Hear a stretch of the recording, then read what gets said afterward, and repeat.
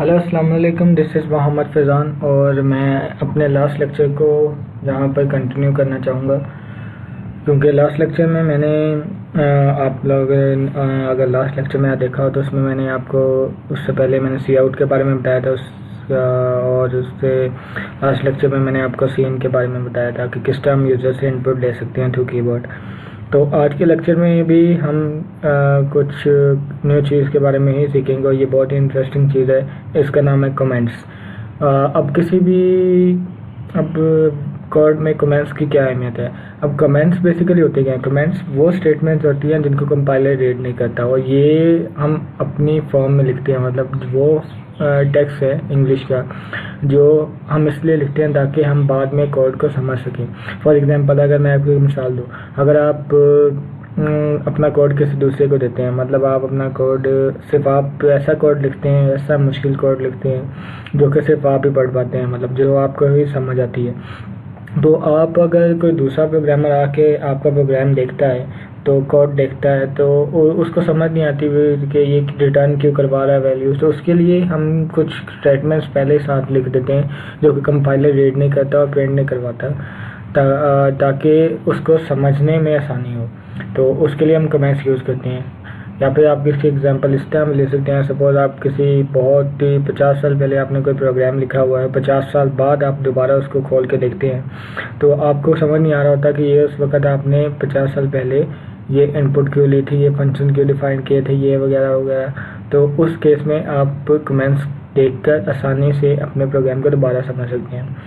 अब कमेंट्स के बारे में दो चीज़ें हम जानना बहुत ज़रूरी है कि ये जो बेसिकली कंपाइलर इसको रीड नहीं करता और ये प्रिंट भी नहीं होती, ये दो चीज़ें हैं, इसके बारे में आपको पता होना चाहिए। अब कमेंट्स की दो टाइप्स हैं। अब कमेंट्स की दो टाइप्स हैं, जैसे ये एक है मल्टीपल लाइन कमेंट्स और एक है single line comments. Single line comments के लिए हमारे पास ये बेसिकली ये वाला दो बैकस्लैश हम यूज़ करते हैं ये, और इसके आगे लिख देते हैं। अब यहाँ पर मैं लिखता हूँ, सपोज लिखता हूँ वेरिएबल डिक्लेयर्ड। ओके, तो यहाँ पर अब ये हो रहा है, ये मैंने बता दिया कमेंट्स डाली हैं जिसमें मैंने ये लिख दिया है कि वेरिएबल डिक्लेयर किया जा रहा है। इस तरह अगर मैं यहाँ पर लिखना चाहूँ सेकेंड वेरिएबल डिक्लेयर्ड,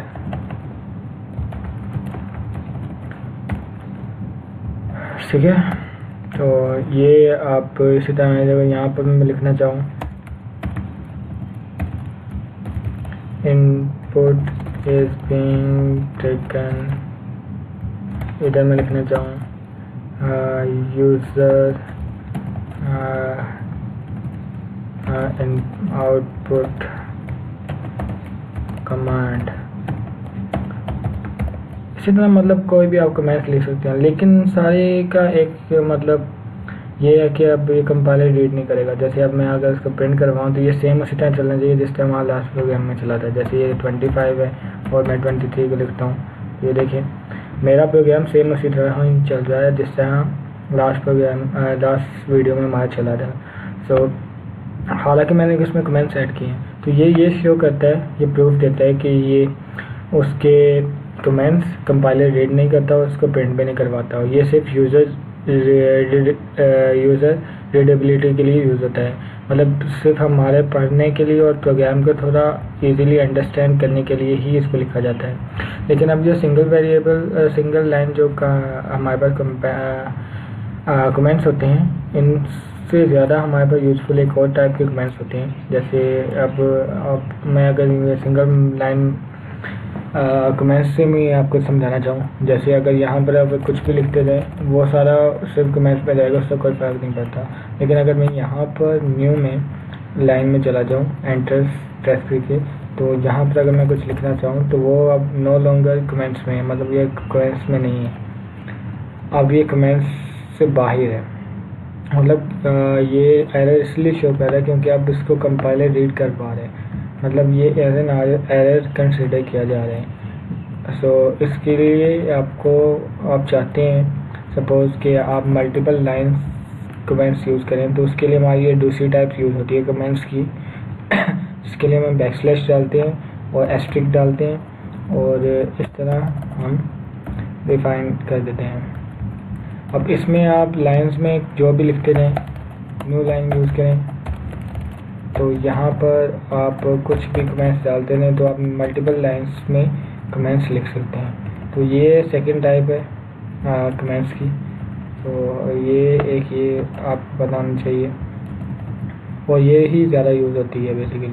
तो अब अगर मैं आपको दिखाना चाहूँ, ये तो हो गया आउटपुट कमांड वगैरह, ये सारे हो गए।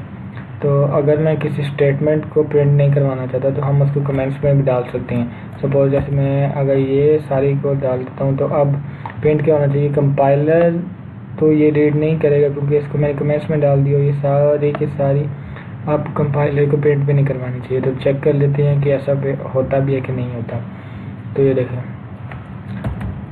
23 और 25 आप देखें, मैंने चूँकि उसको सारे को मैंने कमेंट्स में डाल दिया तो अब सिर्फ जो स्टेटमेंट प्रिंट हो रही है वो हो रही है your entered number is Faizan, जो कि वेरिएबल पहले में स्टोर करवाई है। 25 वाली प्रिंट नहीं हो रही। तो ये हमारा फर्दर कंफर्म कर देता है कि जो कमेंट्स में हम लोग कमेंट्स को कंपाइलर रीड नहीं करता और वो प्रिंट भी नहीं होते। सो ये था हमारा आज के लेक्चर।